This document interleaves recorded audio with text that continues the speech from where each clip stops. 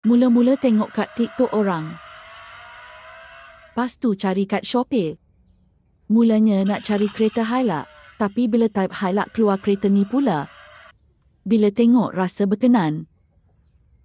Ada lampu, ada bunyi, pintu boleh buka, buket belakang pun boleh buka. Menarik juga, kan?